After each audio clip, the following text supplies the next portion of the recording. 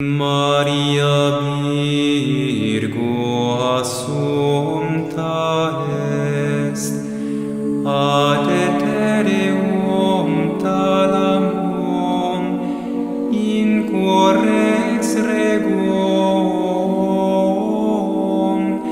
stellato seret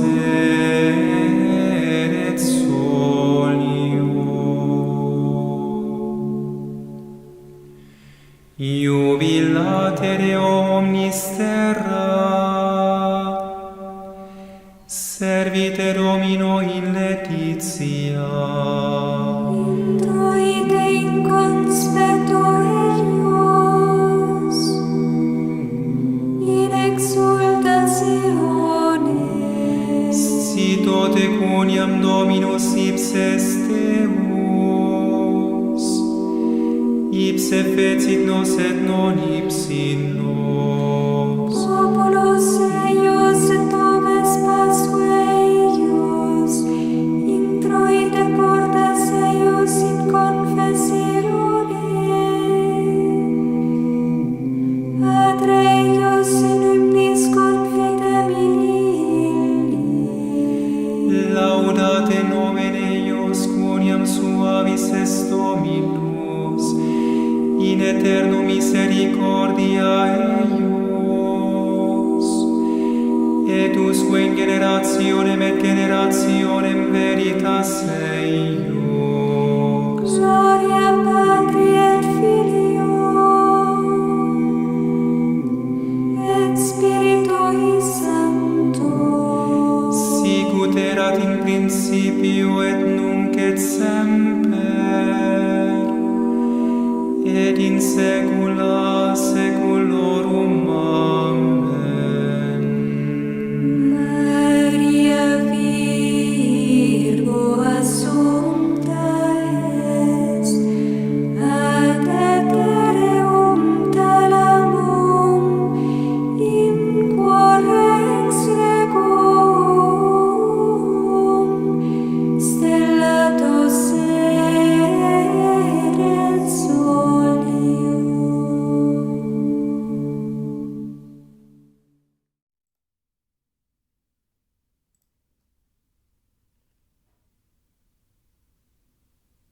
A Natureza da Alma Intelectiva em Tomás de Aquino, por Nadir Antônio Pichler, Revista USP, Canal Le Conde. Caros ouvintes, caso queiram acompanhar o que aqui será lido, o link estará no descritivo. E há no descritivo também links para caso você queira me auxiliar neste trabalho que aqui faço, nesta gravação de vários livros. Centavos serão muito bem-vindos, seja via Pix, Apoia-se ou Vaquinha, também PayPal. Também é possível comprar livros pela lista de desejos da Amazon ou ainda é possível tornar-se membro aqui do canal.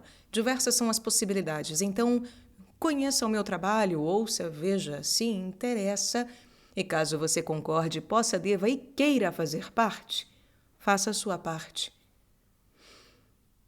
Eu peço também para que, por favor, curtam, compartilhem, comentem, inscrevam-se no canal caso já não tenham feito, pois tudo isso faz muita diferença em termos de engajamento.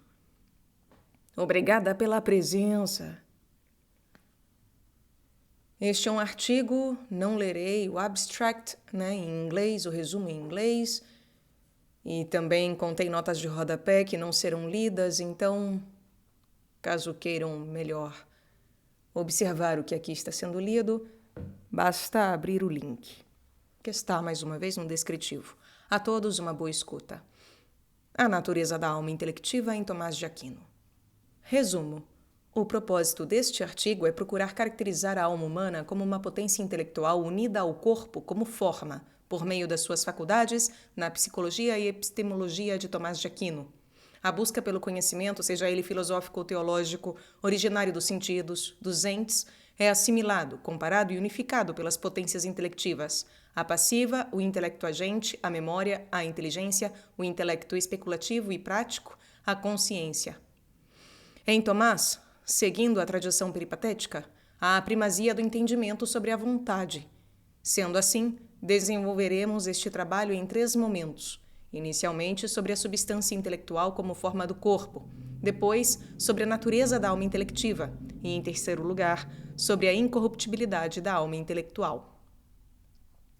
1. A substância intelectual é forma do corpo. Tomás de Aquino, para constituir sua psicologia ou tratado da alma com finalidades próprias, apropria-se como fonte primeira dos conhecimentos estabelecidos por Aristóteles, que pode ser ouvido aqui no canal. Deste, comenta autenticamente o De Anima, o De Sensu et Sensato e o De Memoria et Reminiscentia, fazendo minuciosos aperfeiçoamentos e meditando-os. Tendo bem presente a imperfeição intelectiva do intelecto humano, Tomás de Aquino afirma ser necessário recorrer aos dados sensíveis para gradativamente elevar-se aos inteligíveis.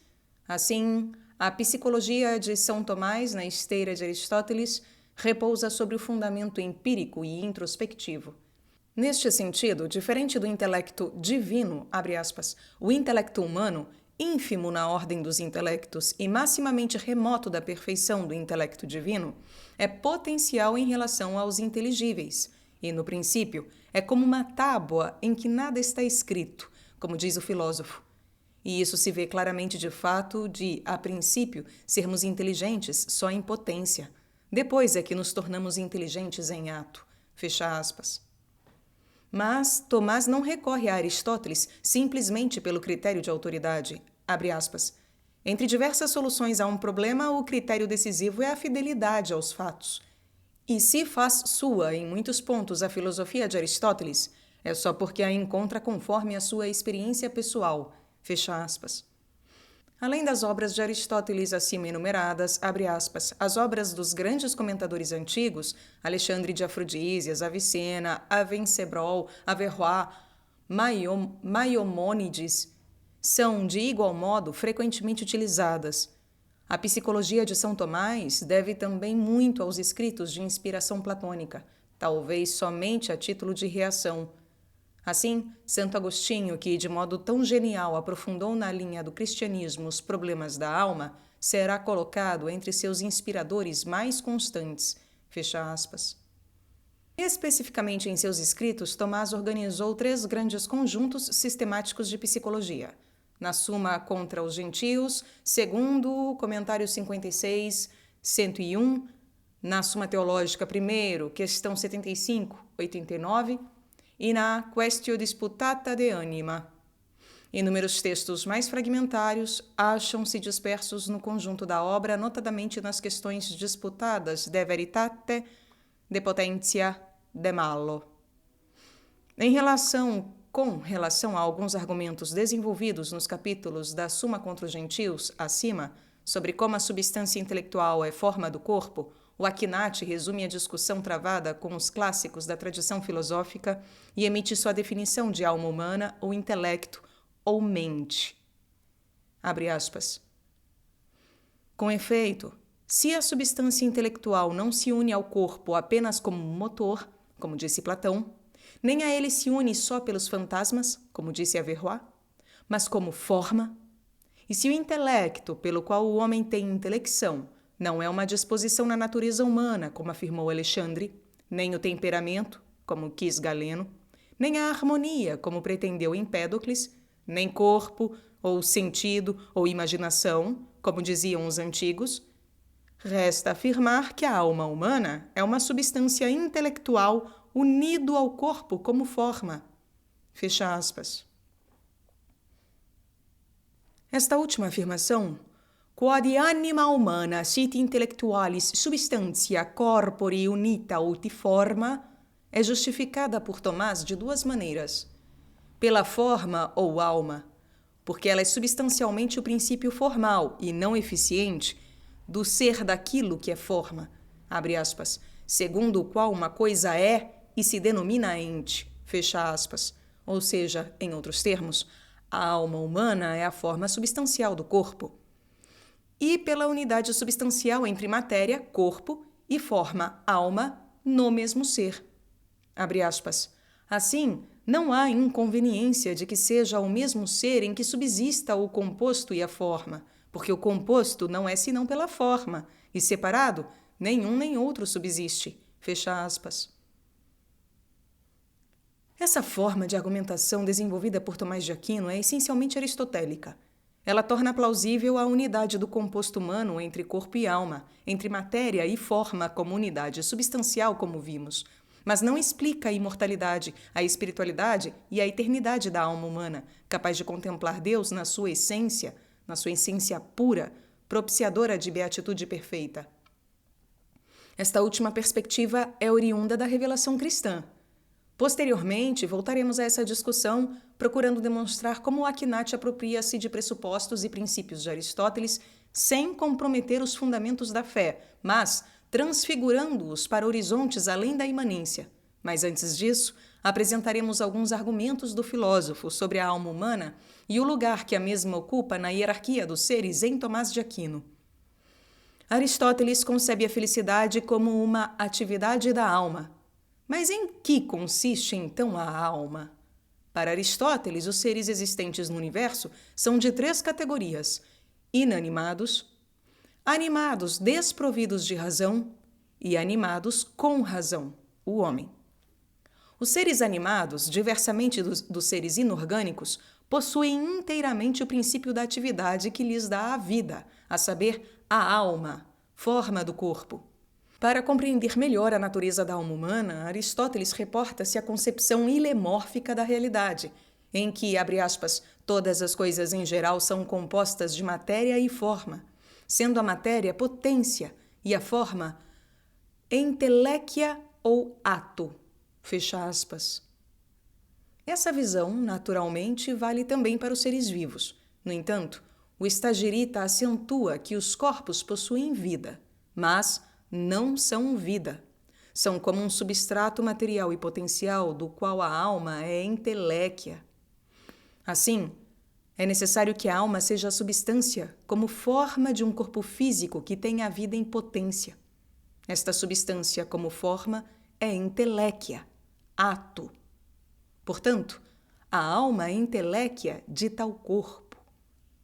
Nesta afirmação, Aristóteles evidencia que a alma é o princípio inteligível estruturado ao corpo, havendo uma unidade substancial, conforme corrobora Tomás de Aquino, como vimos. Desta maneira, salva-se a unidade do ser vivo do dualismo grego, tão acentuado pela tradição cultural e filosófica. Abre aspas. A alma e o corpo não são 2 substâncias, mas elementos inseparáveis de uma única. Fecha aspas. No entanto, continua Ross, é necessário fazer um esclarecimento em relação ao termo inseparável no contexto grego. Abre aspas. A alma e o corpo, tal como em geral a forma e a matéria, são em certo sentido separáveis. A matéria, que está ligada a uma alma para formar um ser vivo, existia antes do começo da união e existirá para além do momento de sua cessação. É apenas da forma e não desta particular forma que esta matéria é inseparável. Fecha aspas. Portanto, ratifica Ross para Aristóteles, não há dúvida de que, abre aspas, a alma e o corpo formam uma união, que é completa enquanto dura, fecha aspas. Enquanto houver o princípio vital da alma ou forma produzindo movimento no corpo. No mesmo sentido, é no livro 2º do Tratado da Alma que Aristóteles discute várias formulações procurando caracterizar a essência da alma intelectiva. Assim, é por meio da alma que o homem vive, sente e raciocina, primariamente e fundamentalmente. A alma é necessariamente uma entidade enquanto forma específica de um corpo natural que tem a vida em potência. Outra definição dada por Aristóteles, talvez a mais importante, apresenta-a em sentido geral, inclusive aplicável a todas as espécies de alma, como a perfeição primeira de um corpo natural orgânico. Para De Boni, Tomás de Aquino, abre aspas, tendo presentes essas definições descritivas e considerando-as como univocamente aplicáveis ao conceito de alma, julgou poder superar as inúmeras oscilações e aparentes contradições do texto, parecendo-lhe claro que, para Aristóteles, a alma intelectiva é forma substancial única do corpo. Fecha aspas. No final do livro 1º da Ética Nicômaco, Aristóteles diz que, abre aspas, a alma é constituída de uma parte e função irracional e de outra dotada de razão, fecha aspas. São duas funções distintas, mas na realidade são inseparáveis. A função irracional da alma comporta as funções vegetativa e sensitiva. A alma, dotada de razão, é a função racional da alma. Esta pressupõe no homem também as funções vegetativa e sensitiva, sendo superior às mesmas. As plantas possuem somente função vegetativa, os animais, a vegetativa e a sensitiva. Os homens, a vegetativa, sensitiva e a racional. E o que caracteriza a função racional da alma, o intelecto, é o pensamento, a capacidade intelectiva. Nesse sentido, Aristóteles afirma que os platônicos têm razão em dizerem que a alma é o lugar das formas ideais, presentes somente na função racional da alma, não em ato, mas só em potência. Para Reale, que pode ser ouvido aqui no canal, a substancial descoberta platônica da transcendência, da busca do ser ideal no mundo inteligível, não se perde na abordagem da alma em Aristóteles, que, abre aspas, não considera a alma como absolutamente imanente, fecha aspas. Para Aristóteles, a capacidade que o pensamento tem de especular e conhecer o mundo imaterial e eterno, que leva o homem, embora por breves momentos, a alcançar a tangência com o divino, só pode ser explicada mediante o fato de pelo menos uma parte da alma ser separável do corpo. Com relação ao intelecto e à faculdade especulativa, continua Aristóteles, nada existe de tão evidente. Mas, abre aspas, parece antes que se trata de um gênero de alma diferente e que este só pode ser separado do corpo como o eterno do corruptível, fecha aspas. Outra passagem que confirma essa propriedade da alma se encontra na metafísica, abre aspas. Se existe algo além da corrupção, é problema que resta examinar. Para alguns seres nada impede, por exemplo, para a alma. Não toda a alma, mas só a alma intelectiva, pois seria impossível que fosse toda. Fecha aspas. Portanto, em relação à natureza da alma racional e humana propriamente dita, a sua corruptibilidade ou não, Aristóteles, mesmo esforçando-se para compreender sua imortalidade, deixa a especulação em aberto. Entretanto, Tomás de Aquino, no contexto da doutrina cristã, eleva a natureza da alma humana ao estatuto de incorruptibilidade, porque ela ocupa um lugar privilegiado e intermediário na hierarquia dos seres, como veremos a seguir. 2. A natureza da alma intelectiva.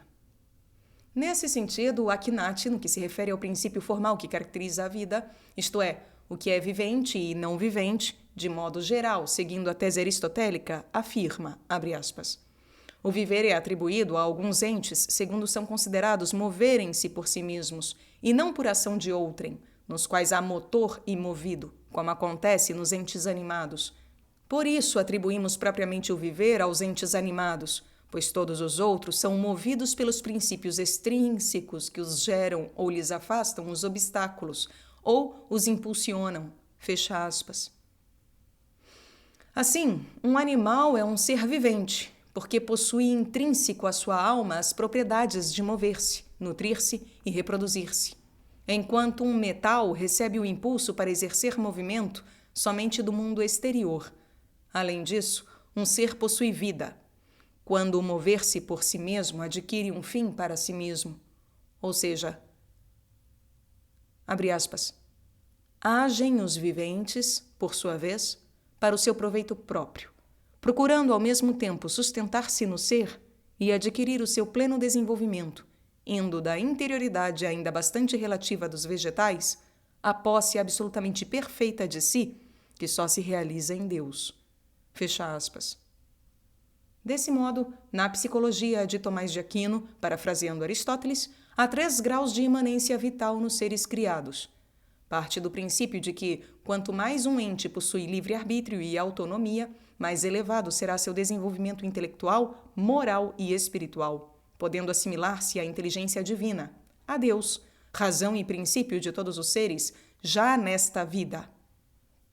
Com relação a esta temática, Tomás segue a tradição filosófica, reconhecendo que há 3 graus de vida hierarquicamente imanentes à natureza das coisas, a vegetativa nas plantas, a sensitiva nos animais e a intelectiva no homem. Fundada no princípio metafísico da diversidade das naturezas, encontram-se, abre aspas, nas coisas, maneiras diversas de emanação, E quanto mais elevado é uma natureza, tanto aquilo que dela emana lhe é mais íntimo, fecha aspas, como vimos. Assim, no grau mais ínfimo das coisas, encontram-se os corpos inanimados, passíveis de emanação oriunda do exterior. Acima destes vêm os corpos animados, constituídos pelas plantas, com emanação procedente de seu interior, caracterizando-se como o primeiro grau de vida, ou alma vegetativa, abre aspas, pois o que há nelas as move para uma forma, fecha aspas. Num grau mais elevado encontram-se os animais, cujo princípio é a alma sensitiva com emanação própria, mas ainda não determinam para si a finalidade de suas operações e movimentos, porque estão presos à instintividade. Acima dos animais, na escala hierárquica superior, situam-se os homens, com, abre aspas, um grau supremo e perfeito de vida, que é o da vida segundo o intelecto, pois o intelecto tem a reflexão sobre si mesmo e pode conhecer-se. Fecha aspas. Entretanto, o homem, mesmo capaz de construir a sua história de vida pessoal e social pelos atos, escolhas e deliberações, tem o seu conhecimento mediado pelo mundo exterior, por meio dos sentidos, porque não há intelecção sem imagens sensíveis, denominadas de fantasmas. Depreende-se disso que, assim como da vida inanimada à animada há diversos graus, assim também na vida intelectiva há diversos graus. Acima da vida intelectiva humana há a vida intelectiva dos anjos, porque o intelecto deles não procede a partir do mundo exterior, abre aspas, mas por si mesmo se conhece. No entanto, a vida deles ainda não atinge a última perfeição, porque o ser e a intelecção não se identificam, fecha aspas. Para Gilson, em síntese, as criaturas inferiores ao homem são desprovidas de inteligência, vontade, livre-arbítrio e conhecimento intelectual. Por isso, elas não participam do fim último, Deus, à semelhança do homem. A inclinação do homem a esse fim ou bem não é somente natural, mas de modo especial, porque o homem é uma criatura privilegiada do Criador. E, finalmente, no ápice da escala dos seres encontra-se Deus, princípio e fim emanatório das criaturas, porque tudo provém e retorna a Ele, conforme a tese de fundo das duas sumas. Por isso, abre aspas, a última perfeição de vida pertence a Deus, e em Deus se identificam a intelecção e o ser. E assim, necessariamente em Deus, a ideia concebida no intelecto é a própria essência divina. Fecha aspas. De fato, abre aspas, é necessário admitir, além da alma, a existência de um intelecto superior, do qual a alma obtém a virtude de inteligir, pois o ser participante, móvel e imperfeito, sempre pré-exige algo de anterior a si, que por essência seja imóvel e perfeito. Fecha aspas. Assim, assemelhar-se à essência divina, mesmo considerando a assimétrica entre o homem e Deus, é o máximo, o ápice e a plenitude da realização humana, através da operação intelectiva da alma, pela prática da vida contemplativa. Portanto, o homem é a criatura privilegiada e a mais desenvolvida de todos os seres criados, sendo a mais perfeita porque está mais próxima da divindade, imagem e semelhança do Criador. Nessa estrutura teológica e metafísica, é natural que possua uma alma mais complexa em relação a todas as outras criaturas, exceto, é claro, a dos anjos. Dessa relação ontológica entre criaturas e ser primeiro, provém a ordem, a beleza e a harmonia do mundo. Sendo assim, o homem não é um ser perdido na hierarquia dos seres, mas ocupa um lugar absolutamente privilegiado. Abre aspas. Cada ente de un grado superior contiene en sí mismo, de alguna manera, las perfecciones de los seres inferiores y así prepara su relación con él, que le sigue hacia arriba. Y entre las cosas del universo visible, el hombre es el ser más importante, el más noble en la jerarquía de los seres. Por ello contiene en sí mismo la perfección de los seres inferiores, los cuales se ordenan a él como a su fin inmediato, mientras que él, y en él, y por él, todas las demás cosas se ordena a Dios. Fecha aspas. Sobre a natureza da alma humana ou intelectiva, São Tomás de Aquino segue a estrutura traçada por Dionísio, quando afirma que, abre aspas, se encontram nas substâncias espirituais, a saber, a essência, a virtude, as potências e a operação. Fecha aspas. Por essência, Tomás entende que a alma humana é uma substância intelectual unida ao corpo como forma, como vimos. Além disso, é um composto de ato e potência, capaz de mover-se por si mesma, fazer escolhas e deliberações em vista de um telos, imanente à estrutura ontológica de seu ser. Ela é o princípio primeiro, o mais profundo e a forma imaterial de vida.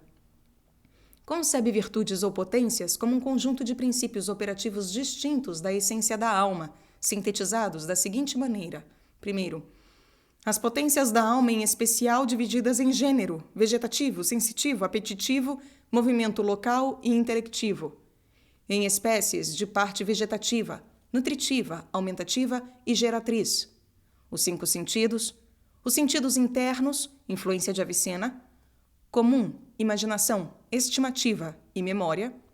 Segundo, as potências intelectivas, a potência passiva, o intelecto agente, a memória, a inteligência, o intelecto especulativo e prático, a consciência. E terceiro, as potências apetitivas, o apetite em comum, a sensualidade, a vontade e o livre-arbítrio. Assim, abre aspas, os atos e os hábitos decorrentes da parte apetitiva da alma pertencem à consideração da ciência moral, fecha aspas. Portanto, a função específica da filosofia moral é atualizar estas potências imanentes à alma humana, sempre voltadas para o itinerário teleológico em busca do fim último. Por isso, a perfeição última da pessoa humana, abre aspas, esta perfeição que ainda não se possui, mas que a ciência moral deve indicar e a moral vivida deve atingir, corresponderá à perfeição do seu próprio ser e se alcançará mediante atos livres de suas potências operativas. Fecha aspas. Enfim, por operação no sentido estrito, Tomás define a atividade própria do homem, que é a capacidade de inteligir, qualidade ausente na natureza dos animais. Abre aspas. Donde vem que Aristóteles faz constituir a felicidade última nessa operação, pois cada ser pertence à espécie que lhe é determinada pela forma da mesma. Resulta daí, portanto, que o princípio intelectivo é a forma própria do homem. Fecha aspas. O Akhenaten desenvolve formalmente esta temática nas questões 75 e 84 da Suma Teológica, primeiro, e nos capítulos 75 e 89 da Suma contra Gentios, segundo. Não é nosso intento adentrar na discussão sobre a natureza da alma humana, mas apenas procurar caracterizá-la. Nesse sentido, sobre noções gerais da alma humana, acrescentaremos mais algumas propriedades. Assim, diz ele, abre aspas, que o princípio da operação intelectual, a que chamamos alma do homem, é um certo princípio incorpóreo e subsistente. Fecha aspas. Tomás usa a expressão um certo, porque em parte ela é substancialmente independente, mas as ideias e os conhecimentos armazenados na memória têm sua origem nos sentidos, ou seja, do exterior ao interior, do efeito à causa, do ente à essência, inclusive de Deus, conforme explica Sertiange, que pode ser ouvido aqui no canal, aliás. Abre aspas. A alma humana tem perfeição suficiente para subsistir por si mesma. A alma humana tem perfeição suficiente para subsistir por si mesma, como o anjo, mas não para se caracterizar individualmente e agir sem a cooperação do corpo. Este serve-lhe para captar as vibrações cósmicas e para lhes responder pelas suas reações. Só por meio do corpo nos é dado conhecer, não digo já a matéria, mas também o espírito, pois toda a ideia, até mesmo de Deus, radica primitivamente nas coisas, as quais só através dos sentidos entram em nós. Omnis cognitio ascenso. Fecha aspas. Além disso, se a alma humana possui uma certa natureza capaz de subsistir por si, depreende-se que ela é uma substância, ou seja, um primeiro princípio. As potencialidades da alma, em especial as intelectivas, as apetitivas e as operações, conforme vimos acima, são movimentos derivados do primeiro princípio. A partir dessa constatação é possível deduzir a verdadeira espiritualidade da alma humana. Nesse sentido, para Meal, a alma é, abre aspas, uma substância simples, independente da matéria, capaz de existir e de atuar sem ela, e por isso de se separar dela. Ora, em certas operações, como as da inteligência, que lhe permitem abstrair da matéria para conceber as ideias universais, a alma não depende intrinsecamente de qualquer órgão material, só extrinsecamente, como vimos. E, portanto, a alma possui verdadeira e incontestável espiritualidade. A este atributo ligam-se a incorruptibilidade, a imaterialidade, a imortalidade. Fecha aspas. 3. A incorruptibilidade da alma intelectiva. Os argumentos sobre estes atributos da alma humana, sintetizados por Amiel, são desenvolvidos e demonstrados por Tomás de Aquino em várias passagens de suas obras. Com relação ao da incorruptibilidade da alma, Tomás supõe que haja um princípio absolutamente independente do corpo, com características de forma pura. Abre aspas. É, pois, manifesto que o princípio intelectivo, pelo qual o homem faz ato de intelecção, possui uma existência supracorporal e independente do corpo. É igualmente evidente que o dito princípio não é composto de matéria e forma, pois as espécies são nele recebidas de maneira totalmente imaterial, o que está provado pelo fato de um intelecto ter por objeto os universais, quididade, os quais são abstraídos da matéria e das suas condições. Resta, portanto, que o princípio intelectivo, pelo qual o homem faz ato de intelecção, seja uma forma possuindo a existência. É, pois, necessário que seja incorruptível. É também o que quer dizer Aristóteles, quando afirma que o intelecto é algo de imortal e de divino. Fecha aspas. Parece que Tomás, no que concerne à parte do intelecto imortal e divino de Aristóteles, está se reportando ao intelecto agente, capaz de assimilar e converter os dados sensíveis em inteligíveis em ato, ou seja, em princípios imateriais ou universais, isto é, em ideias. Abre aspas.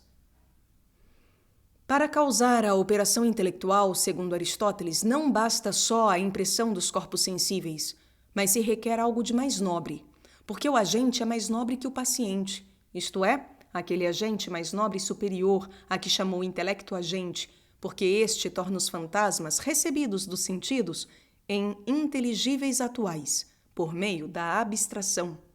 Fecha aspas. Outro argumento que prova a incorruptibilidade da alma intelectiva estrutura-se na função específica e somente restrita ao ser cognoscível. Abre aspas. Além disso, o perfectivo próprio do homem segundo a alma é algo incorruptível, pois a operação própria do homem enquanto homem é o conhecimento intelectivo, segundo o qual se diferencia dos animais, das plantas e dos corpos inertes. Ora, o conhecimento intelectivo tem por objeto os universais e os incorruptíveis como tais. Como as perfeições de um ser são proporcionadas aos sujeitos perfectíveis, também a alma humana é incorruptível. Fecha aspas. Se a alma humana, explica Tomás de Aquino, por meio de faculdade mais elevada, a inteligência, tem por objeto conhecer os universais, e principalmente as realidades mais inteligíveis, como o ser, o uno, o bem ou Deus, depreende-se que ela seja imortal. Sendo assim, abre aspas, é impossível que o apetite natural seja em vão. Ora, o homem deseja naturalmente permanecer para sempre, e evidencia-se isso no fato de que o ser é desejado por todos, porque o homem, pelo intelecto, apreende o ser não só presente, como os brutos, de determinado momento, mas o ser absoluto. Logo, o homem alcança a perpetuidade segundo a alma, pela qual apreende o ser absoluto e perpétuo. Fecha aspas. Sendo assim, para Tomás de Aquino, há no homem um desejo ou apetite natural para existir sempre. Mas a alma humana não é um espírito puro, nem é uma substância completa, porque ela está unida ao corpo. Os argumentos acima podem até sinalizar para uma tendência essencialmente espiritualista da alma humana, ou seja, de desvalorizar o corpo. Mas Tomás está ciente da natureza do homem. Aceita integralmente que o corpo é parte essencial desta natureza, porque foi criado por Deus. E Deus não criaria algo em vão. Portanto, abre aspas, ainda que a alma tenha alguma operação própria da qual o corpo não participa, como a intelecção, há, não obstante, algumas operações comuns a ela e ao corpo, como temer, irar-se, sentir, etc. Ora, essas operações realizam-se segundo alguma mudança de determinada parte do corpo, donde se depreende que as operações da alma e do corpo são conjuntas. Logo, é necessário que da alma e do corpo se façam todo uno e que não sejam diversos quanto ao ser. Fecha aspas. Subjacente a estes e outros argumentos em prol da imortalidade da alma pessoal, encontra-se a tese averroísta que nega esta possibilidade, abre aspas. Admitia em cada homem o intelecto agente, simples faculdade da alma, e estendia a imortalidade a toda a alma imaterial.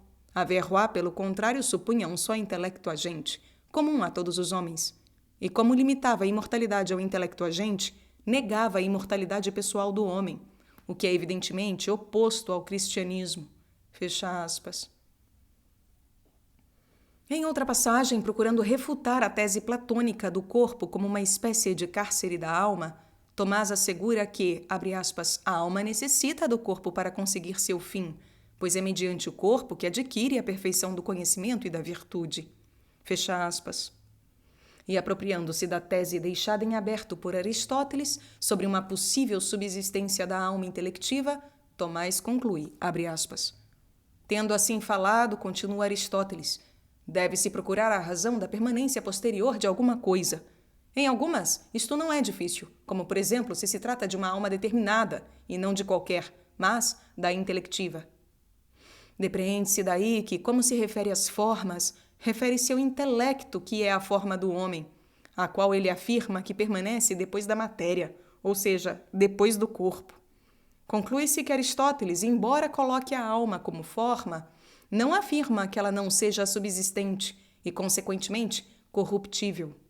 Fecha aspas. Portanto, para o Akhenaten, se a alma humana é uma substância intelectual unida ao corpo como forma, fica evidente que a unidade substancial entre matéria e forma, alma, não é motivo de desagregação e imperfeição. Abre aspas. La doctrina atomista acerca de la unión esencial del alma y cuerpo tiene la significación principal de recuperar la corporalidad como un componente inseparable de la esencia humana. Fecha aspas. Sobre essa tese do frade dominicano, Amiel, com muita propriedade, fundado na doutrina do bem e do ser, do qual tudo provém, justifica, abre aspas. A matéria criada por Deus participa do bem que existe em todo ser, como ser. A união da alma com a matéria é ainda um bem, porque foi produto da vontade divina. Em vez de cárcere da alma, devemos considerar o corpo como servidor, como vimos, instrumento posto pela sabedoria de Deus ao seu alcance, graças ao qual será dado atingir a perfeição desejada, beatitude. Eis uma nova demonstração de que tudo quanto provém do Supremo Criador apresenta o reflexo luminoso da sua onisciência e sua bondade inefável. Fecha aspas. 4. Considerações finais. Portanto, se a alma humana, através da faculdade da inteligência, é capaz de realizar em ato conhecimentos intelectivos de objetos inteiramente imateriais, isto é, inteligir o universal, o infinito, o eterno, o absoluto, como Deus, conclui-se que ela tem todos os atributos para ser imaterial, incorruptível e imortal. Por isso, abre aspas, a forma verdadeira, substancial e imediata do corpo humano deve ser a forma única e dar todos os degraus essenciais de perfeição. Esses degraus constituem uma escala metafísica fácil de subir ou de descer. O homem é primeiramente um ente, e este ente é substância. Esta substância é corpo. Este corpo é vivente. Este vivente é animado e sensível. Este animal é racional. Ora, é pela mesma e única forma, a alma intelectual, que se é homem, e é animado e vivo, e é corpo, e é substância, e ente.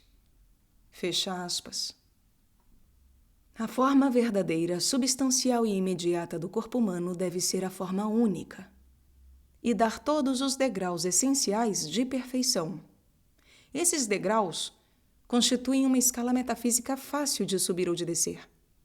O homem é primeiramente um ente, e este ente é substância. Esta substância é corpo, este corpo é vivente. Este vivente é animado e sensível, e este animal é racional. Ora, é pela mesma e única forma, alma intelectual, que se é homem, e animado, e vivo, e corpo, e substância, e ente. Se a operação ou função própria do homem é a da alma intelectiva ou racional, pela qual exerce a atividade do conhecimento, e se sua alma específica possui estes e outros atributos acima, efetivamente ele deve possuir um fim nobre. De acordo com visão antropológica, filosófica e teológica do homem, para Tomás de Aquino, a inteligência, pelo ato da criação, infunde no ser da natureza humana, de modo necessário, um fim último, a beatitude, a ser perseguido e atualizado pelas faculdades apetitivas e intelectivas. Assim, todas as operações humanas dirigem-se a esse bem. Mas esse bem não é qualquer bem particular, finito e provisório. O bem ou a beatitude desejada, de acordo com o telos, é um bem universal, infinito e perene. Deus, capaz de satisfazer em plenitude a alma intelectual. Entretanto, assim como o conhecimento intelectivo, que para chegar ao universal ou à essência, parte dos sentidos, do concreto, dos efeitos, até a causa, ao ato intelectivo ou ideia, assim também a beatitude perfeita, acidentalmente já adquirida nesta vida, tem o seu preâmbulo na beatitude imperfeita. Afinal, a beatitude imperfeita, abre aspas, participa de uma semelhança particular da beatitude.